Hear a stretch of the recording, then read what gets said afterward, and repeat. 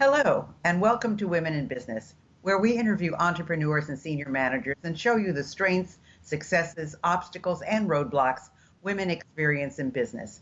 Since I believe every person in business needs to be visible, I'd like to invite you to watch www.sob6, that's the number 6, tips.com, which will give you some valuable information should you get the call to be on radio or TV, which I think is extremely important.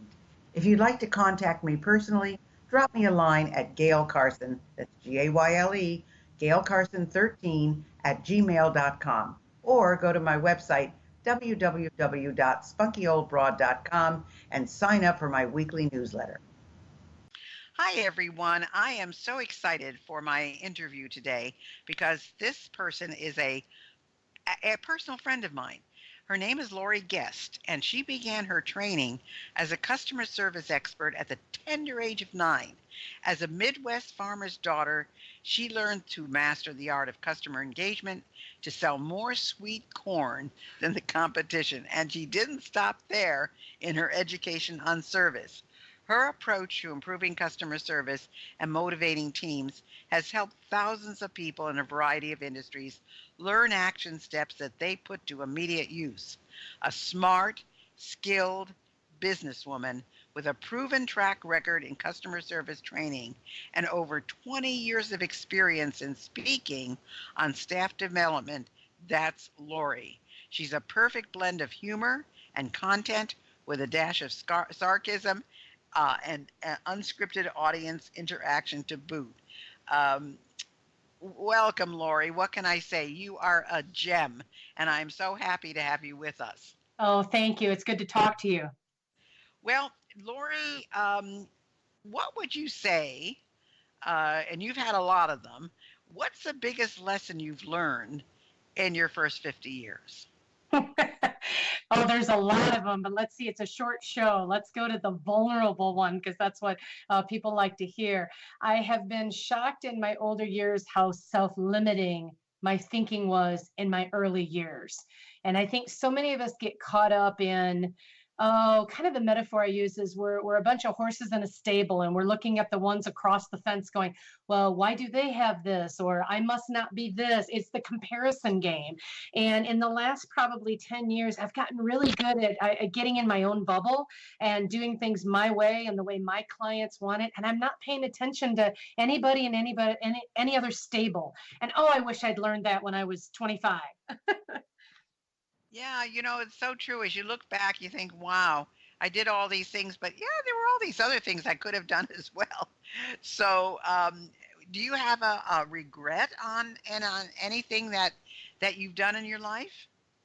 Well, it's interesting. A few years back, there was a guy who was on the Oprah show who had written a book on taking his top 10 or 20 regrets of his life, and he undid them all. I don't know if I can't think of what his name is. I tried to find the name again, but it really grabbed me. And that I never thought about, do I have regrets? And can I undo them? So I really gave it some thought and I only came up with two. One was I chose not to go to a 4-year college. I went to a healthcare trade school and I loved it and it was a great experience. But I always thought, well, why didn't I go get that 4-year degree? And you know what? I can start over again. I could go back and go to school. So that was one of the regrets. And the second one is I actually ended up asking my husband to marry me. I was not patient enough to wait for the surprise engagement moment. And I always regretted that because so many people get that moment. And after I heard this guy, I thought, you know what? If I only have two major regrets in life, why can't I undo them both? So get this. I register for community college for a communications degree. And they let me skip 2 classes because of all of my speaking experience. And the advice I got was take the hardest class first, the one that you think you're going to have trouble with. Well, I have trouble learning a foreign language. So I signed up for a Spanish class as my one and only class. And in the very first few minutes of the class, the teacher comes in, he says, hola, and then spends the entire time speaking in Spanish. I didn't understand a word he said, even though it was a level 101. He told me the whole class would be in Spanish. I stayed for 50 minutes. I went back and got a full refund, minus $50. So my college experience cost me $1 a minute. And I went, you know what?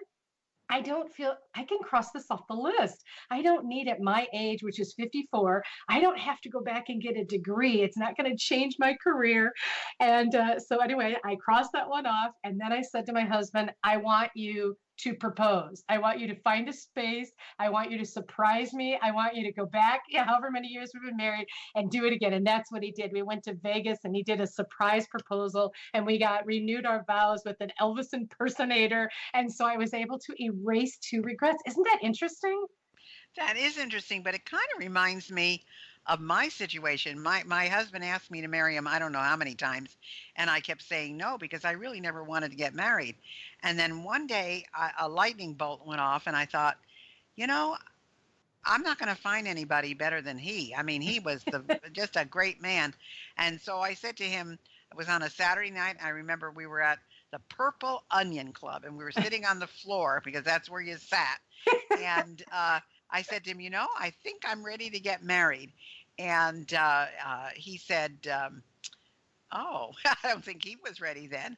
So he said, well, now I don't know if I'm ready. So the interesting thing was I said, well, okay. So the next day I went to the beach, met a guy I had been dating, and made a date for that night. And he saw me because he was building stores, and I had a place on where he was building. And so he said, well, what time you want me to come over tonight? And I said, well, I don't. And he said, why? I said, because I'm going out. I've got a date. He said, what do you mean you've got a date? I said, well, we're not getting married. I'm dating. And we were married 3 weeks later. So kind of the same thing, That. Laurie.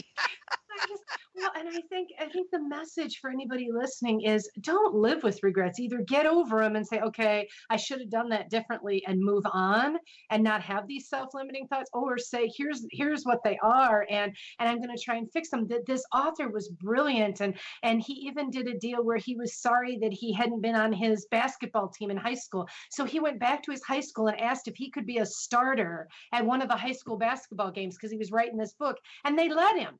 And I mean, it's like it doesn't undo the past, but it allows you to cross it off. And I just was really taken with that book and with the concept. So, yeah. Well, now you've got a new book coming out. So tell us about that.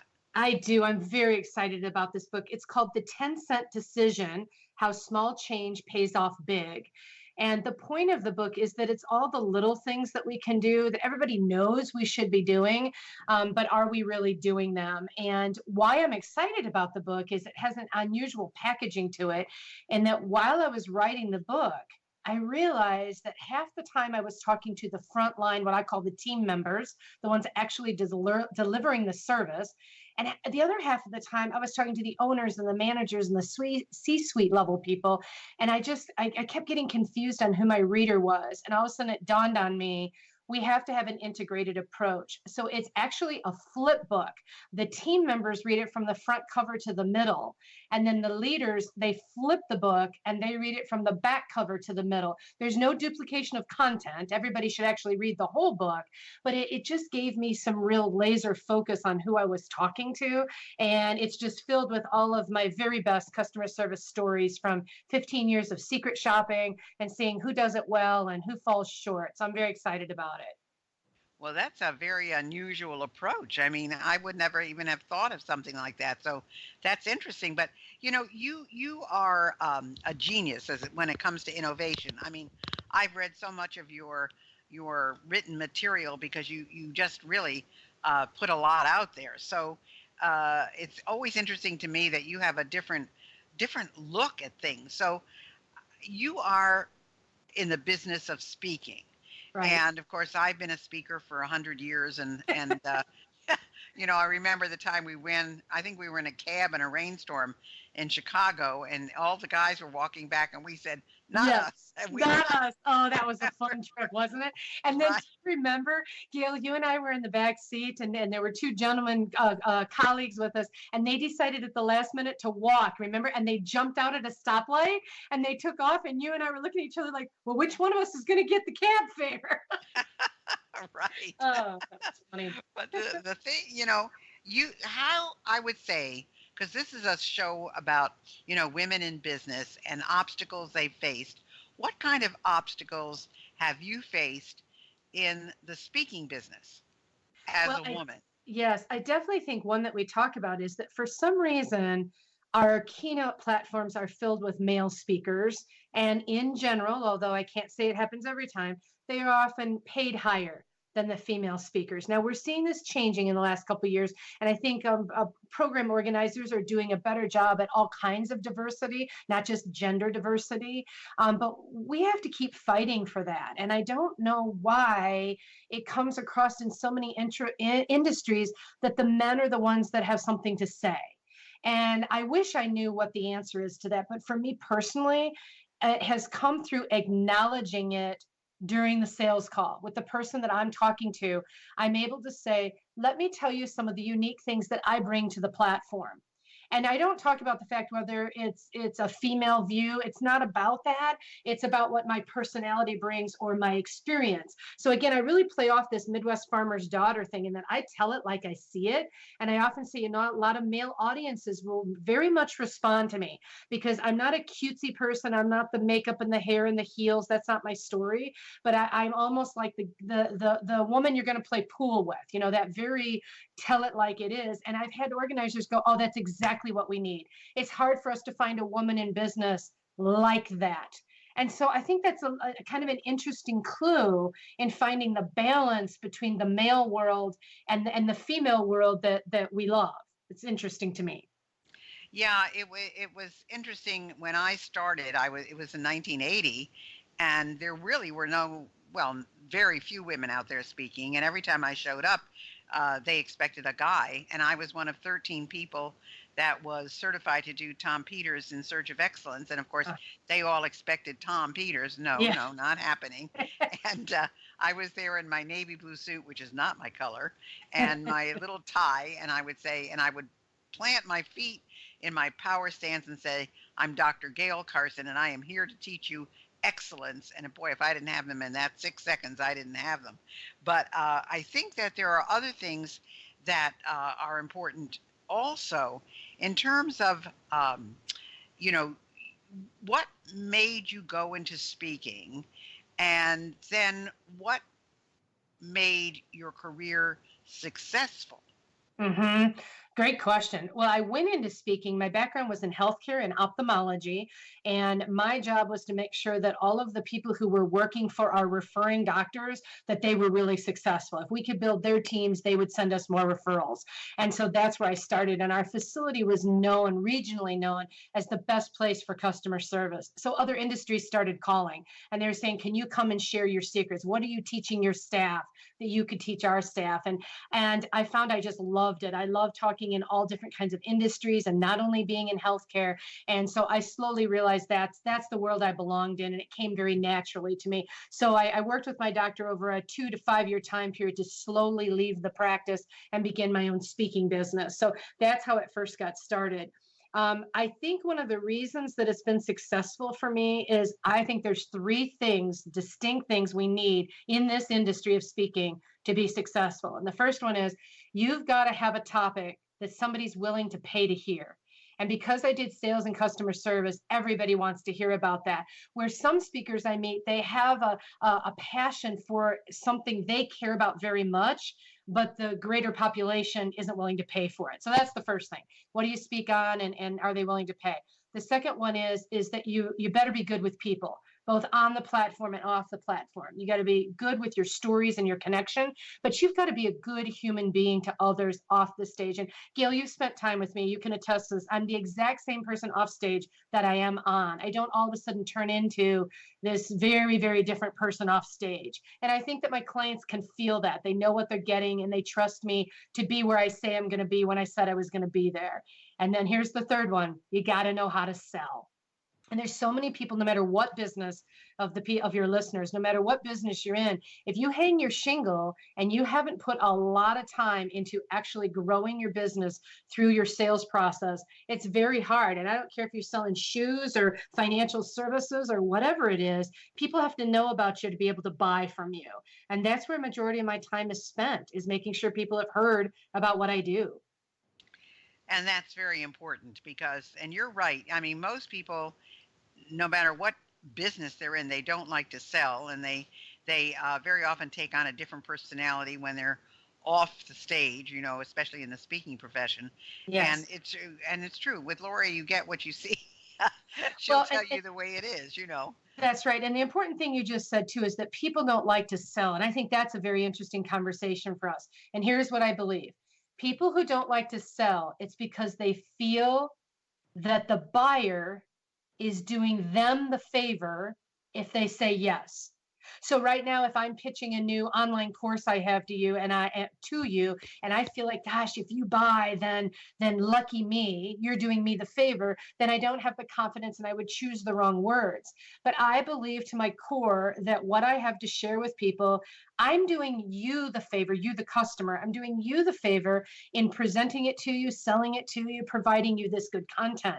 So I don't get so rolled up in the our nose hurting me. Like you got to have some nose and you got to be fine with the nose. And so I think that that's a really important part of this is lean into the sales and educate that this is how it can help, and then allow the buyer to say yes. Make it easy to say yes. And not only that, I mean, what you said is so on target, but people think that once they've made it, they've made it, and they don't have to do anything else and don't have to sell anymore. And that's not the case. You have to keep this up for the rest of your career, whatever it is, because people forget, they forget about you. So the selling and the marketing goes on forever and ever and ever. Well, But I know I always think of McDonald's. You know McDonald's.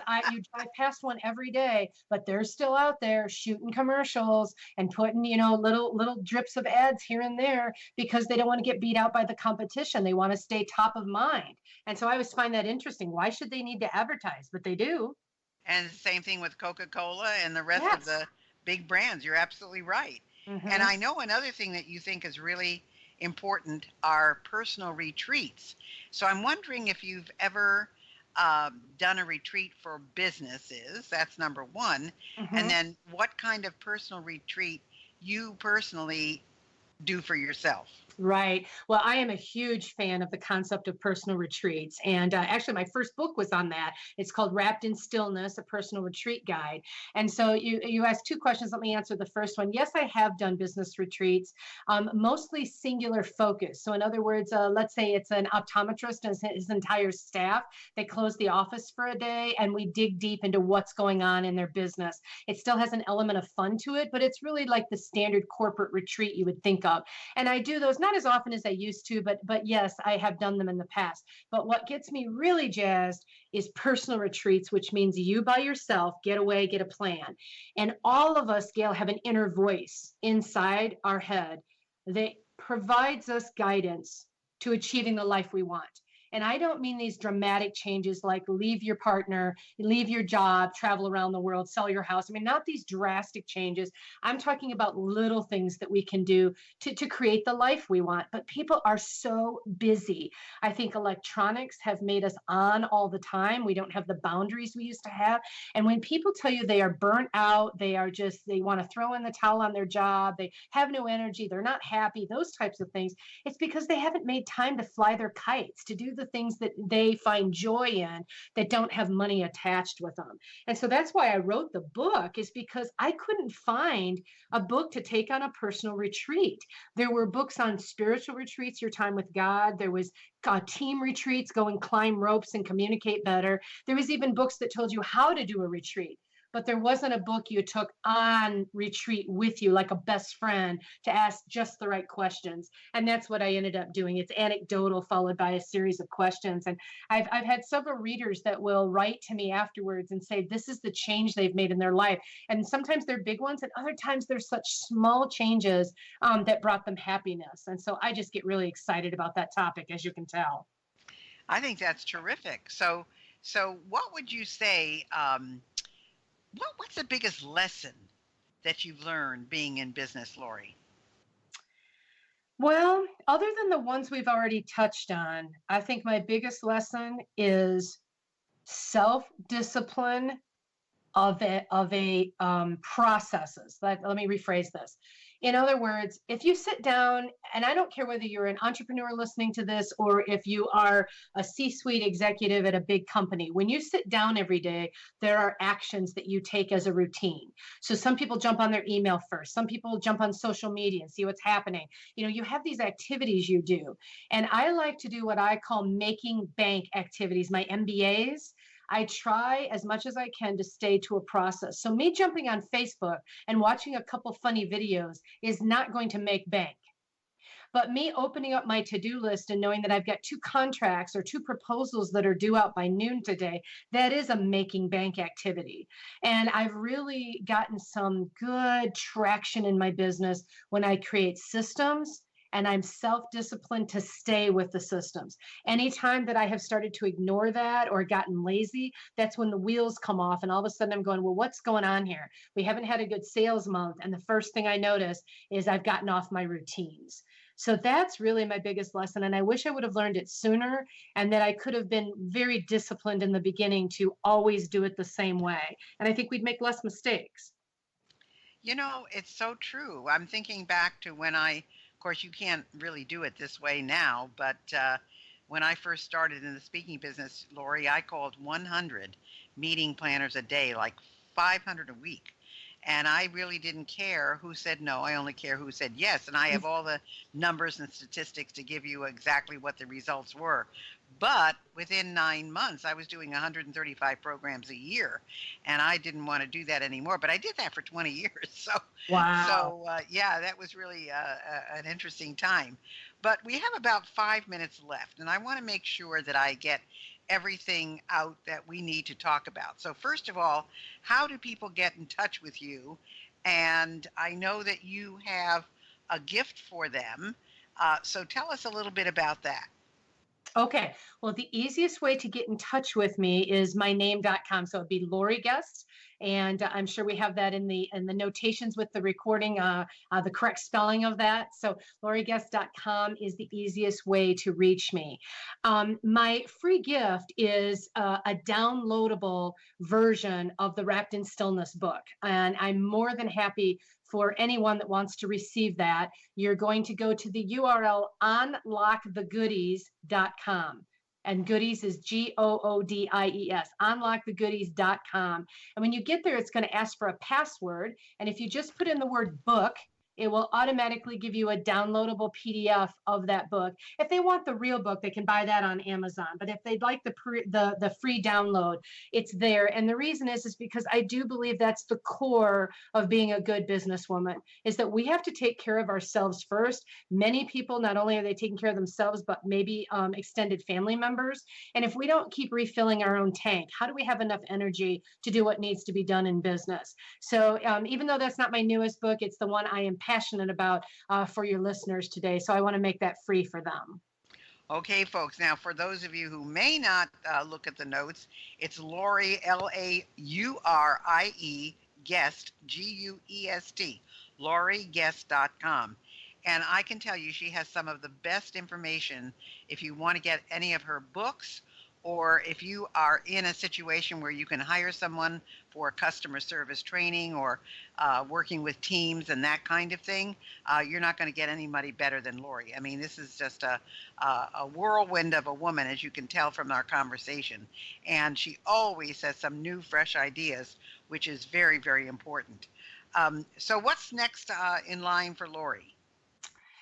Well, since the new book is coming out August 1st, we'll probably spend the rest of the year trying to make sure people know about that.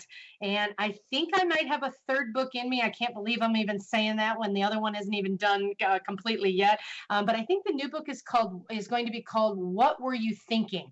And my husband and I will always look at people that have made different choices and we'll be like, what was that guy thinking when he did that? And I said, what an interesting book that would be, is to interview a bunch of people that have had great success or maybe great failure and ask them, what were you thinking when that was happening? So I think that might be boiling inside me. We'll see. Wow, boy, I can think of a ton of people that we've all said, what were they thinking? I know. That sounds terrific. That's wonderful. Yeah. Well, is there anything you would like to also leave our audience with as a tip to either be successful in business, which I think your systems thinking and your discipline is very important, Mhm. and or for them personally. Yes, I think there's so many, but since we're on our last thought, I guess I'll say this is that people often ask me, where do the big ideas come from? I'm always filled with ideas. And the answer is I always start from the place of there are no rules and what would happen if. So it really, I start with these outlandish ideas that will never happen or couldn't afford to make happen. And then I just keep boiling it down and boiling it down until I'm ending up with a morsel that is very achievable. And that has allowed me to kind of dream big and still do something that makes sense. So I just go into things, approach as if there are no rules and assume that it will work and let the universe tell me otherwise. Don't be afraid to fail. For every good idea I've had, there's maybe been 8 that ended up on the cutting room floor, and that doesn't bother me one bit. At least I created the idea. I think that's terrific. What would happen if? I Hmm. mean, that's almost as good as what were you thinking? Yeah. So, Maybe there's a fourth book. We can co-write it, Gail. exactly, exactly. Well, folks, I hope you've enjoyed the interview with Laurie. She is a fantastic, fantastic person. Her materials are top of the line. Go to her website, Laurie, Laurie Guest, GUEST.com. Find out what she's got for you. Download her free ebook and follow her. She's a great person to get to know and to work with. Thanks so much for being with us, Laurie. And thanks for all your kind words. It's good to talk with you. Bye, everybody. Thanks for listening to Women in Business. I hope you enjoyed today's show. And if you have any suggestions as to who you'd like me to have as a guest, just email me at gaylecarson13@gmail.com. Be sure to check out www.sob6tips.com. And in the meantime, go to www.spunkyoldbroad.com to see the resources I have for you.